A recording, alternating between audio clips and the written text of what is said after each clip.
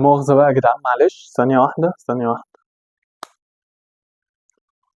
الواحد ربك هو الواحد، اتنين يا الحسن يا الحسين، تلاتة بالله العظيم ما جاينا تاني، أربعة صحبتنا حلوة. لا مؤاخذة يا جدعان، والله ما قدرتش أمسك نفسي، ما قدرتش أفوت دخلة زي دي بصراحة.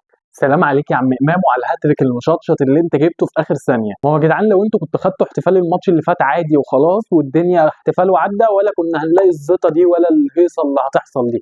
إنما أنتوا اللي عملتوا كده، فاستحملوا بقى.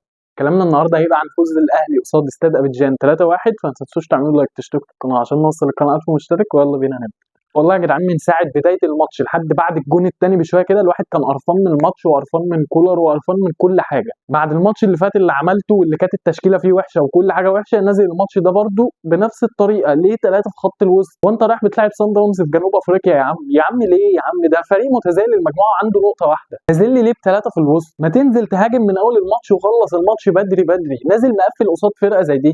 كولر بصراحه بيعمل حاجات مستفزه جدا، وانا مش فاهم ايه العقم اللي بقت الفرقه دي فيه. انا عارف ان الفرقه كسبانه بس برضو الفرقه زي الزفت وفي عقم رهيب في الفرقه مش عارفين يصنعوا فرص، الفرقه مش عارفه تصنع كور ملعوبه، فرص ملعوبه فعلا، كور تشوفها تقول لا في حاجه بتتعمل هنا، في هجمه بتتبني فعلا. الواحد مش عارف كولر بيمرن اللعيبه دي على ايه. والله انت اللي كسبك النهارده دفاعات ابيجان الملط ولاعيبتهم الوحشين جدا في الرأسيات. يعني لك ان تتخيل ان امام عاشور جايب جونين من كرات رأسيه، امام عاشور اللي هو ما بيلعبش بدماغه اصلا، فانت متخيل سوء مستوى دفاعهم عامل ازاي. وخصوصا الجون الثاني ده اللاعب اللي كان معاه يعني لاعب ابيض. فانت اللي ساعدك على الفوز ده ان الفرقه اللي انت بتلعبها وحشه جدا، دفاعاتهم وحشين جدا. طب انت المفروض معاك اسبوع تشوف فيه الكلام ده بقى، وتشوف الفرقه اللي هتلعبها عامله ازاي وتستغل نقط الضعف بتاعتها بنقط القوه بتاعتك انت. لا ما كانش فيه الكلام ده. انت نازل من اول دقيقه اصلا باين من التشكيله ان انت نازل مش هتهاجم. 3 في خط الوسط معاهم امام عاشور اللي هو بالمناسبه برده ممكن يتصنف كلاعب وسط. ده نازل لي ب4 لعيبه يتصنفوا كخط وسط، ومعظم الوقت كانت التشكيله بتبقى 4-4-2 وخصوصا في الشوط الاول. فبصراحه كولر رغم الفوز ده ما اقنعنيش خالص. يمكن اللي يشفع له شويه التبديلات بتاعته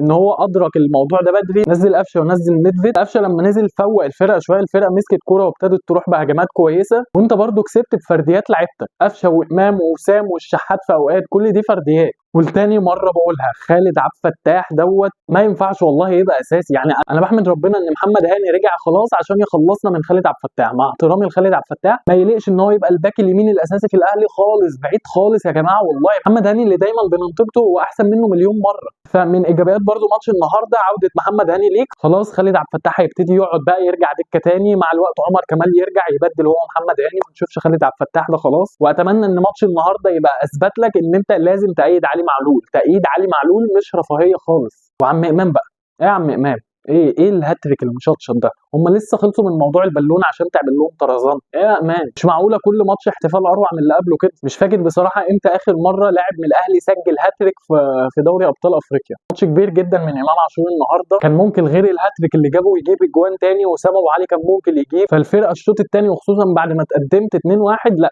رحنا بهجمات كتير بسبب الدفاع بتاعهم اللي كان شوربه خالص. احنا النهارده لو معانا طاهر محمد او رضا سليم او اي حد من الاجنحه دي، لا احنا كنت هتلاقي فرقه كل دقيقتين تقريبا انفراد من دفاع ابيجان المالط اللي كنا بنلعبه ده. فتمام زي الفل كده، فوز ضمن لك الصعود خلاص. ماتش اورلاندو بكره بقى هو اللي هيحدد شويه انت هتصعد اول ولا تاني، وباذن الله مع اخر ماتش في المجموعات على ارضك تصعد كاول، ما يبقاش فيها خلاف ولا فيها اي حسابات. اكسب الماتش الجاي على ارضك تصعد اول. فاتمنى من كولر الماتشات الجايه يصحح اخطائه اكتر، يفوق كده شويه عشان جدي بقى له فتره مش عاجبنا بصراحه.